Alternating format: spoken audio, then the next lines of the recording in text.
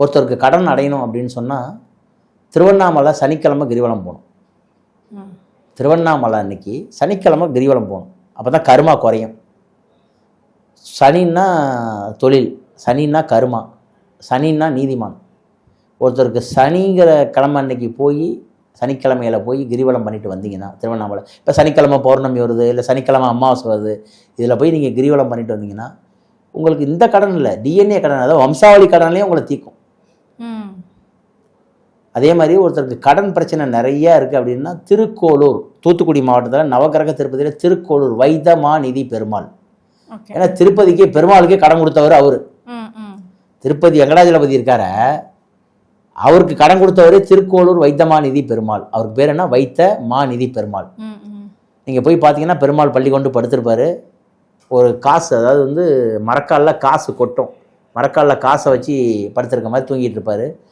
சயன குளத்தில் இருப்பார் பெருமாள்.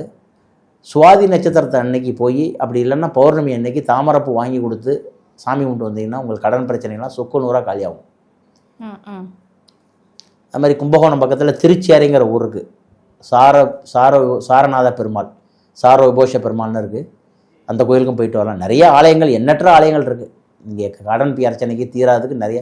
இன்னும் ஒரு தாந்திரிக பரிகாரமும் இருக்குது. தாந்திரிக பரிகாரங்கிறது நம்ம வீட்டுக்குள்ளே செய்கிறது, வீட்டுக்கு பக்கத்திலே அருகாமலே செய்கிறது. காலையில் ஏந்திரிச்சு யார் ஒருவர், அதாவது புனித தீர்த்தம், குளம், ஏரி, ஆறு இந்த மாதிரி இருக்கிற இடத்துல போய் மாதத்தில் ஒரு முறை போய் குளிச்சுட்டு வந்தீங்கன்னா போதும்.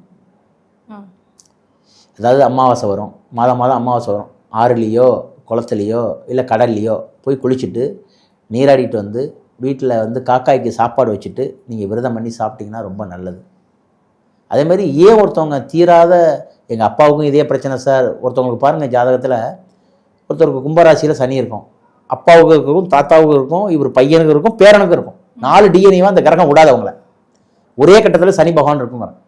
ராசி கட்டத்தில் 12 கட்டத்தில் ஒருத்தருக்கு மேசராசியில் இருக்கும், கன்னிராசியில் இருக்கும். இந்த சனி பகவான்ங்கிற கட்டம் வந்து அது அவங்க ஜென்ரேஷனாக விடாதுங்கிறேன்.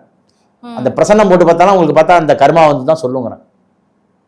இந்த மாதிரி கர்மா உள்ளவங்க கண்டிப்பாக திதி கொடுக்கணும். வருஷம் அவங்க அப்பா அம்மா இறந்தவங்களுடைய திதி கொடுக்கணும். மாதம் அமாவாசை அன்னைக்கு ஒரு நாள் என்வி சாப்பிடாமல் இருக்கணும். நாள் வச்சு இந்த உணவுப் பொருட்களை சாப்பிடக்கூடாது. இப்படி கொடுத்தீங்கன்னா, திதி கொடுத்தீங்கன்னா ரொம்ப நல்லது.